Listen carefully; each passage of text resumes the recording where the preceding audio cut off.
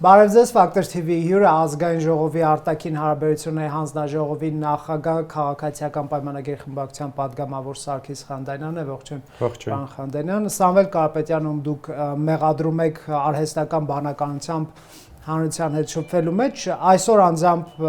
նիստեր վարում կուսակցականների հետ եւ համոզմունք հայտնում, որ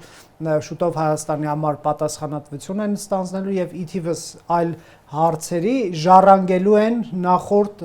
ապիկար իշխանությունից հետեւյալ օրինակ ժառանգությունը մեր հիմնական դաշնակիցների հետ շանտաժի լեզվով խոսելու հետևանքով դաշնակիցների կողմից վստահության կորուստ նա մեկ այլ առիթով ասում էր, որ Ռուսաստանի հետ խաթարված հարաբերություններն է վերականգնելու թիրախային չէ քննադատությունը պարոն Խանդանյան Նախորդ իշխանությունը նկատի ունի Սերժ Սարգսյանից, թե հա, բայց մենք նախորդ չենք դեռ եւ չենք էլ լինելու դա որպես փաստ արձանագրենք, հատկապես Սամվել Կարապետյանի համար, որը ունի բազմաթիվ երկրների քաղաքացիություններ եւ որևէ պաշտոն Հայաստանում ըստ էության չի կարող, փոխնախարար կարող է դառնալ լավագույն դեպքում այս ընթացքում։ Ինչ վերաբերում է քննադատությանը Ռուսաստանի հետ, ենթադրում եմ Ռուսաստանի հետ հարաբերությունների մասին է խոսքը,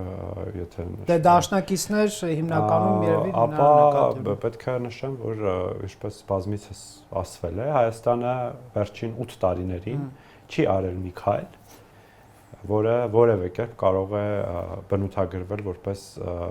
Հայաստանի եւ Ռուսաստանի միջև հարաբերությունների վատթարացմանը տանող քայլ, այլ ընդհակառակը Հայաստանը միշտ փորձել է կառուցողական հունով զարգացնել մեր հարաբերությունները Ռուսաստանի հետ եւ շարունակում է դա անել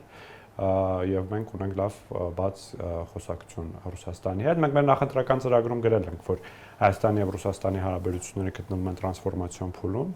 եւ մենք նորմալ աշխատանքի երկխոսության միջոցով դա անելու ենք ուստի այստեղ այդ անհանգստության բանը ես չեմ տեսնում Տեսեք Ռուսաստանի հետ շանտաժի լեզու չէր վարչապետի այն հայտարարությունը Պուտինի հետ զրույցում որ հայ ժողովուրդը որոշում կկայացնի ԵՄ-ին թե ԵՏՄ-ին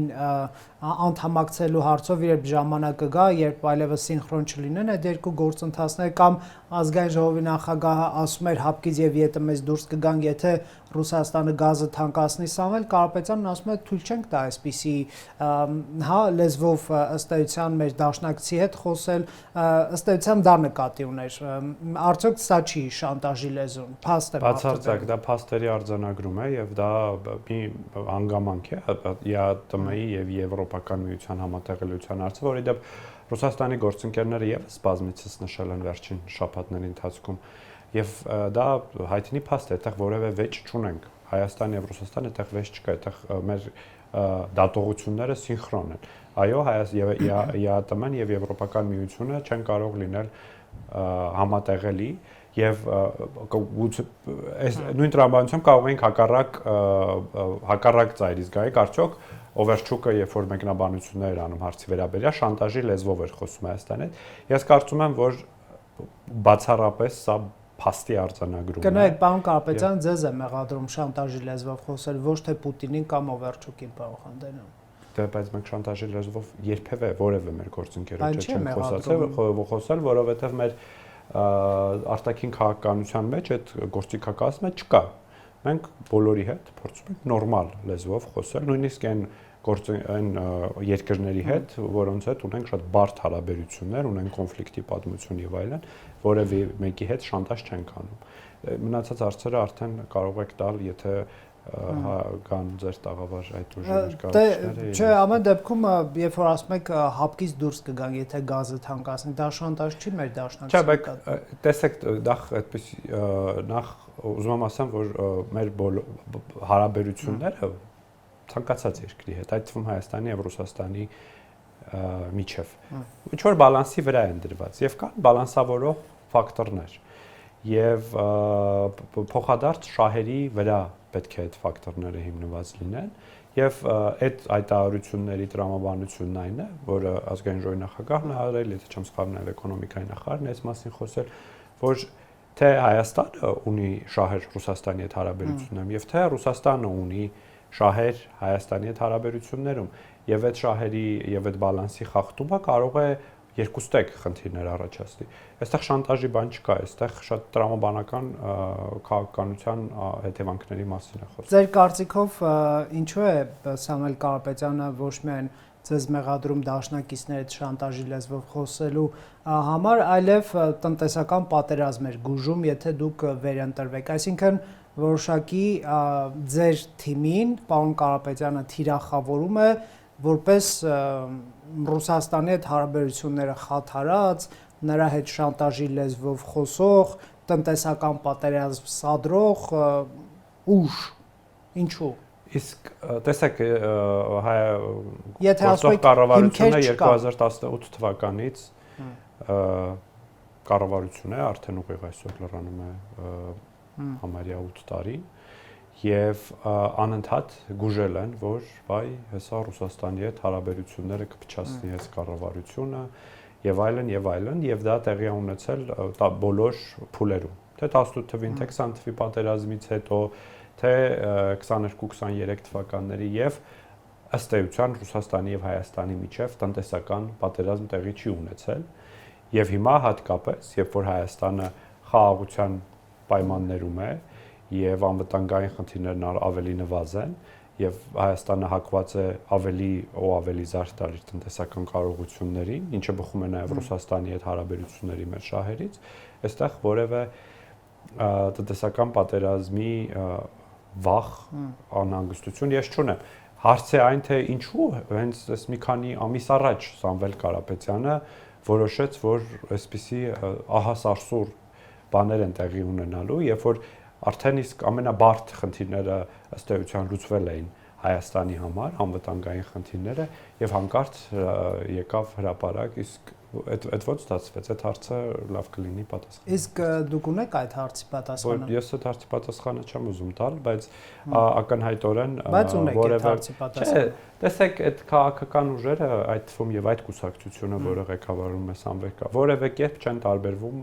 եւ ոչ թե չեն տարբերվում, այլ նույնական են նախորդ իշխանությունների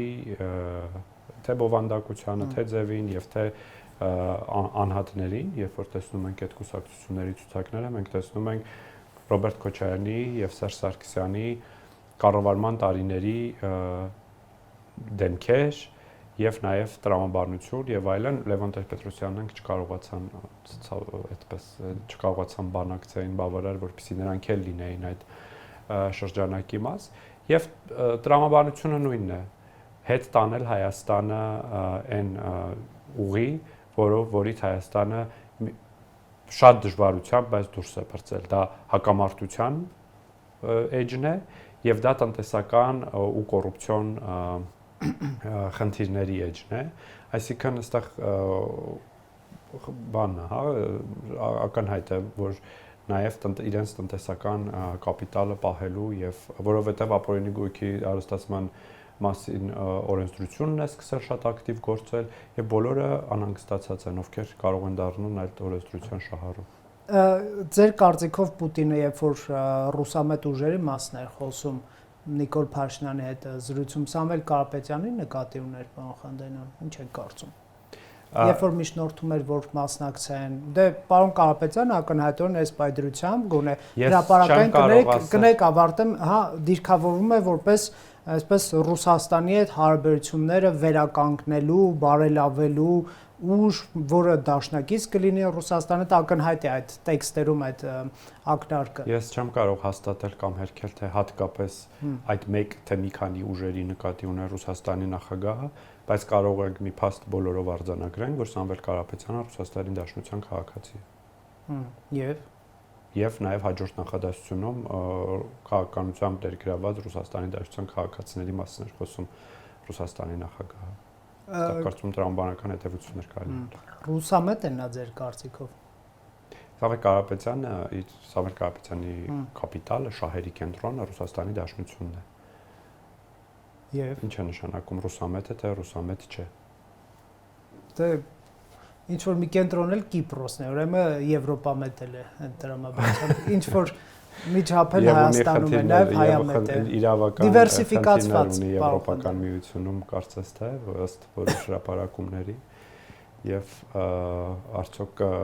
օգնի Կիպրամետ, Եվրոպամետ լինելը նրան հանգուցալուծել այս խնդիրները դժվար է ասել։ Տեսեք, դուք նրան կոչում եք ռուսաստանցի օլիգարխ կամ մի քիչ ավելի վիրավորական։ Դա փաստ է, նա ռուսաստանցի օլիգարխ է։ Չէ, վիրավորական նաև տոն եք դնում կալուգացի, որ դու կներես այդքան չկաս, որ ռուսաստանցի։ Միտումնավոր եք ուզում վիրավորել նրան, որ այդպես նշաձողի չես։ Պարոն Անանյան, դա փաստերի արձանագրում է։ Սամվել Կարապետյանը Ռուսաստանցի է, Ռուսաստանի Դաշնության քաղաքացի է, նա իր գործունեությունը ծավալել է Ռուսաստանի Դաշնության Կալուգա քաղաքում, այսինքն կալուգացի է նաև։ Այստեղ որևէ վիրավորական բան չկա։ Մենք ընդհանրապես մեր քաղաքական խոսույթում չենք փորձում վիրավորել մեր քաղաքական հայհոյանքները, սպառնալիքները, կոշտ բառապաշարը, վիրավորանքները։ Կոշտ բառապաշար օգտագործում ենք, ինչը քաղաքականությանը շատ եւ երբեմն ընդդիմությանը ծեծել է։ Եղել են նման դրվագներ եւ այդ դրվագները ես վստահ եմ, որ այլևս չեն լինի, բայց դա նաև պարլամենտարիզմին բնորոշ բան է, նաև շատ ժողովրդավարական երկրներում, ինչպիսին նաև Հայաստանը։ Եվրոպայում, որտեղ դուք հաճախ եք լինում, շատ են իրար ծեծում։ Տեսել եմ մի քանի դրվագ կարող է, բայց դե մեր մոտ էլ է մի քանի դրվագ եղել։ Մշակույթի փոփոխություն։ Մեզ մոտ էլ է 2-3 դրվագ եղել ընդամենը այս 5 տարվա ընթացքում։ Դե եթե ես չգիտեմ իշխանափոխություն կլինի թե չէ, բայց Չլինի։ Ինչու՞։ Ես ոչ թե վստահ եմ, որ Հայաստանի քաղաքացին շատ հստակ կերպով արտահայտելու է իր դիրքորոշումը եւ տերը կանգնելու խաղաղությանը, որովհետեւ այս ընտրությունները նաեւ այդ հարցի պատասխանն են։ Արդյոք այն ձեռք բերված խաղաղությանը մենք տեր ենք կանգնելու եւ դրան խիստ փոխկապակցված Հայաստանի անկախությանը եւ ինքնիշխանությանը, թե ոչ, եւ մեր շփումներում եւ մեր քաղաքացիների արձագանքից հստակ է դառնում, որ քաղաքացին շատ վստահ է իր որոշմանը։ Իմ հարցը չթողեցիք շարունակել։ Չգիտեմ իշխանափոխություն կլինի թե չէ, բայց եթե ընդդիմափոխություն լինի եւ ասենք Ռոբերտ Քոչյանի փոխություն չի լինելու։ Էլի չեք թողնում ավարտել։ Ուժը դաշնակցականները, չգիտեմ, կլինեն խորհրդանում թե չէ, քաղաքացին կորոշի, բայց եթե ընդդիմափոխություն լինի եւ նրանք չլինեն, այս նոր ընդդիմադիր ուժը ոնց որ ավելի չգիտեմ, հակված չի, հա, ագրեսիվ բառապաշար օգտագործել կամ վիրավորական կամ ի տարբերություն այսօրվա ընդդիմության, որը շատ այսպես թրքամե, դավաճան, թուրք, ինչ ասես ձեզ ասում է եւ կռիվները այդտեղից են գալիս։ Այս ուժը ոնց որ այդպիսի բառապաշար չի օգտագործում, երևի չեք կռվի նրանց հետ, այո։ Չեք ծեծի նրանց։ Չհամաձայնվել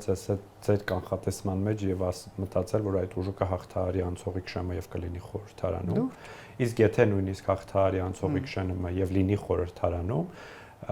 բովանդակությունը ըստ գուցե ձևը փոխվի, գուցե նոր դեմքեր հայտնվեն, որոնք էլի դաշնակցականներն ավելի մարտական են երևի եւ գուցե դրանց պատմությունից է դա գալիս։ Կամ իշխանություններն բայց բովանդակությունը խոսույթի, ինչպես նաև տեսնում ենք նախընտրական իրենց քննարկումներում, ծրագրերում որևէ բովանդակային ընդդիմափոխություն չանք նկատելու, ինչը ցավով եմ նշում, ես կուզենայի, որ ավելի լավ ընդդիմադիր ուժեր խորհրդանեն, բայց դա քաղաքացիների որոշելիքն է։ Դուք ասում եք կալուգացի, չգիտեմ, ռուսաստանցի, երևի թե նաև ակնարկելով, որ ինչ որ ռուսական հովանի ունի, դա նկատի ունեք, այո, այսինքն ուղարկված լինելու թեզն եք փորձում զարգացնել։ Ես նորից եմ կրկնում, Սամվել Կարապետյանի շահերի կենտրոնը Ռուսաստանում է, նրա կապիտալի զգալի մասը, մեծ մասը, չգիտեմ, տոկոսներով ես այդ թվերին չեմ տիրապետում, Ռուսաստանում է եւ նա կրում է Ռուսաստանի Դաշնության քաղաքացիություն, հանձնագիր։ Այստեղ այդ ձեր հարցին այս փաստերը պատասխանում են։ Բայց հրաժարվելու գործընթաց է սկսել։ Իսկ ինչ է նա։ Եթե Սամվել Կարապետյանը այդքան մտահոգ էր Հայաստանի ապագայով, ինչպես որոշեց, որ դա պիտի տեղի ունենա 2025 թվականի կեսերին, եթե չեմ սխալվում։ Հակաեկեղեցական արշավից հետո իշխանության որոշեց, որ բայց հիմա իրենք ոնց որ եկեղեցուն չեն պաշտպանում, հա, ինչ որ բաներ են անում, Ռուսաստանի հետ փորձում են դաշնակիցների հետ հարաբերությունները կարգավորել, կարծես թե այդտեղ խնդիր չէր տեսնում Սամվել Կարապետյանը մինչև 2025 թվականի կեսեր, հակամարտության հետ կապված 2020 թվականին կողմերին կոչեր էր անում հաշտության եւ պատերազմը դադարեցնելու։ Պարոն Խանջանյան, եթե նա ռուսաստանցի է, բա այդպես ոնց հասկանանք, որ Ես ընդհանրապես չեմ հասկանում, մենք ինչ ենք քննարկում այդ մարդու ասացները կամ գործողությունները, որովհետև այդ մարդը չի հավակնում որևէ պաշտոնի Հայաստանում։ Չէ, նա ինչպես նշեցի, կուսակցության նիստ էր անցկացնում եւ Արամ Վարդևանյանը եւ մյուս կուսակցականները նայում են նրան, իրար հետ քննարկում են, այսինքն կուսակցապետ է ամեն դեպքում, բայց հարցս էլի չեք թողում շարունակեմ։ Եվրոպական քաղաքական համայնքի գագաթնաժողով է լինելու Հայաստանում, դա էլ եվրոպացիների աջակցությունն է ԿՊ-ի հաղթանակին, այ Մակրոնը, ՆԱՏՕ-ի գլխավոր քարտուղարը, միգուցե Մերցը, տասնյակ երկրների առաջնորդներ, Քիր Սթարմերը, ով ասես գալու է Հայաստան։ Դրանից լավ քաղաքական բոնուս ԿՊ-ն չգիտեմ ինչ կարող է ստանալ, հա։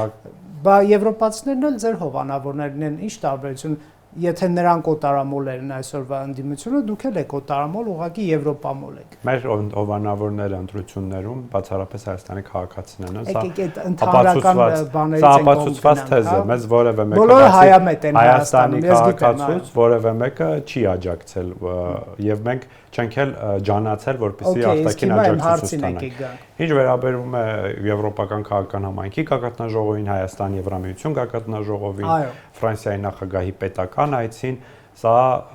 իսկապես քաղաքական բոնուսներ են Հայաստանի Հանրապետությանը եւ Հայաստանի Հանրապետության ժողովրդին։ Եվ սա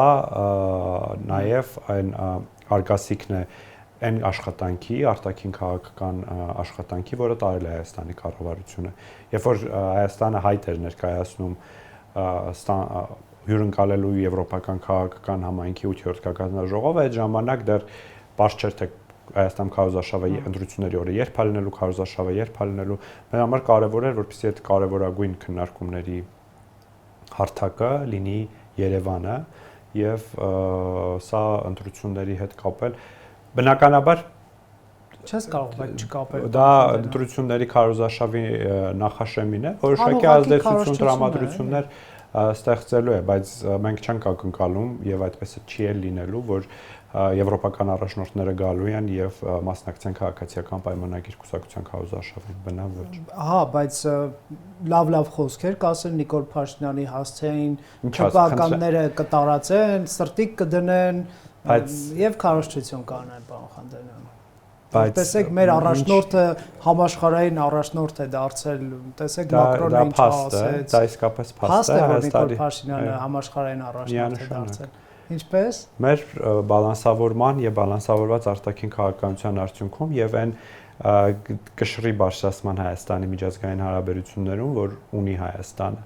թե եվրոպական հարթակներում, բայց որոշում կազմող չի։ Նիկոլ Փաշինյանը ոչ մի արտաքին գլոբալ հարց եմ, ոնց է համաշխարհային առաջնորդ։ Մենք նաև խաղաղության խորհրդի անդամ դարձանք։ Բայց եթե շատ է երևում տեսախցիկների առաջ, դա չի նշանակում, որ գլոբալ առաջնորդներից մեկն է։ Մենք մեր 8-յակի անդամ չենք, մեր 7-յակի անդամ չենք իսկապես, եւ այդ կշիռը որոշվում է ոչ միայն անձով, այլ նաև երկրների տնտեսական կարողություններով եւ այլն։ Բայց միջազգային հարաբերություններում, միջազգային հարթակներում Հայաստանը շատ կարևոր դերակատար է դարձել եւ գլոբալ առաջնորդ է կշարունակեք։ Ինչու Ռոբերտ Քոչյանի կոչին չանսացիք եւ չզանգեցիք ամերիկացիներին եւ եվրոպացիներին չասեցիք. «Հեյ, այդ ինչ ես անում, ստոպ, պատերազմը դադարեցրու Իրանի դեմ»։ Բանեիք, պարոն Խանջանյան, եթե գլոբալ առաջնորդ։ Հայաստանը տարբեր շփումներում արտահայտել է իր դիրքորոշումը, որ Իրանում խնդիր է հակամարտությունը պետք է կարգավորվի խաղաղ ճանապարհով եւ մենք նաեւ պատրաստ ենք եղել լինել եթե ցանկություն ունենային կողմերը հարթակ եւ քննարկումների համար եւ այլն յուրաքանչյուր երկիր կրկին ասում եմ իր տարբեր ցուցանիշների համապատասխան կարող է ջանքեր գործադրել եւ միջազգային հարաբերություններում որ Հայաստանի կշիռը բարձրացել է դա ուրեմն տարածաշրջանային երկրի ղեկավար ոչ թե գլոբալ էլի Թե գլոբալ հարթակներում եւս Հայաստանը ունի կարևոր ասելիք եւ անելիք։ Ինձ թվում է լավ մեմ կդառնա որ Նիկոլ Փաշինյանը գլոբալ առաջնորդ է, պարոն Խանջանյան, համաձայն եք, բայց մեր թեման դուք ոնց որ շեղեցիք, հա։ Պուտինը ռուսամետներին է օգնում ընտրություններում, եվրոպացիները եւ Վենսը ձեզ։ Ստացվում է հայամետ ուժ չկա է Հայաստանում, այո։ Բոլորը մեկը արևմուտքի դրածոնը եւ հովանավորյալը Մյուսը Ռուսաստանի դրածոնը եւ հովանավորյալը։ Ես հուսով եմ դուք կարդաք մեր ծրագիրը նախընտրական ծրագիր է եւ արտաքին քաղաքականության հատկապես եւ նաեւ վերջի շրջանի մեր արտաքին քաղաքականությունը, որը մենք կոչում ենք բալանսավորման եւ բալանսավորված արտաքին քաղաքականություն, դա ճշգրիտ հակառակն է նկարագրում ձեր ասացի,